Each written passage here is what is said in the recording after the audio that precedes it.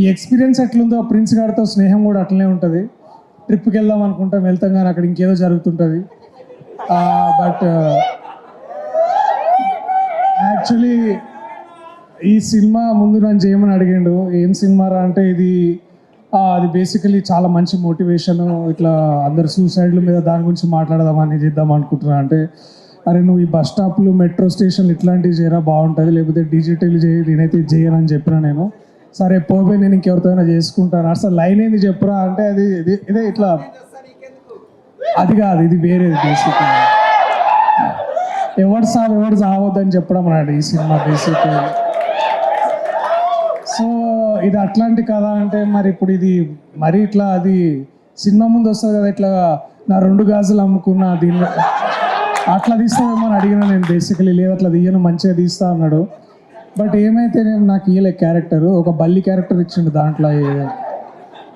So ఇక ఏదో ఒకటిగా ఫ్రెండ్షిప్లో చేయాల్సి వస్తుంటాయి కదా అప్పుడప్పుడు ఇట్లాంటివి. సో బట్ ఎనీవేస్ నాకు ఈ కథ లైన్ చెప్పినప్పుడు నాకు అనిపించింది, ఇప్పుడు ఇవాళ రేపు కూడా ఇట్లా సూసైడ్స్ గురించి చెప్పినా కూడా ఎవరు చూస్తారు ఇవన్నీ, ఇట్లాంటి పబ్లిక్ సర్వీసెస్ అడ్వర్టైజ్మెంట్స్ లాగా అయితే అనుకున్నా. బట్ ఇట్ ఈస్ ట్రూ, మన కంట్రీలో ఎవ్రీ 1 hourకి ఒక స్టూడెంట్ చచ్చిపోతాడు.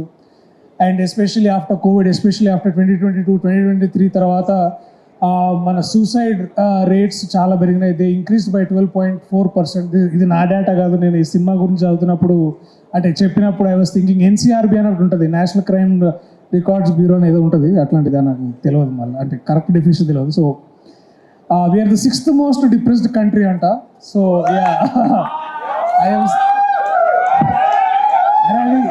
అరే అది జోక్ చేసుకునే విషయం కాదు మామ, చెప్తున్నా అది మనది.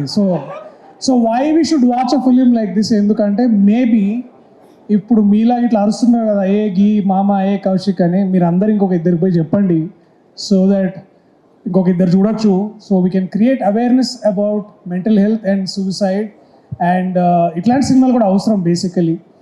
సో మీరందరూ కూడా October 4th సినిమా రిలీజ్ అయినప్పుడు ప్రిన్స్ నీ గర్ల్ ఫ్రెండ్స్ అందరికి, అంటే నువ్వు సెంటెన్స్ అదేనా, sorry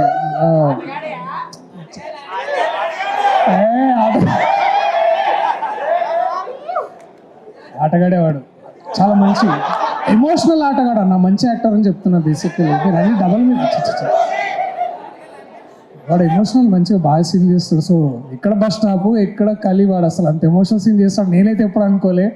but to see a friend grow from bus stop to this is such an honour. వాడితో నేను ఒక సినిమా చేసిన, సగంలో అయిపోయింది, సినిమా పోయింది కానీ వాడు మిగిలింది నాకు నా లైఫ్లో.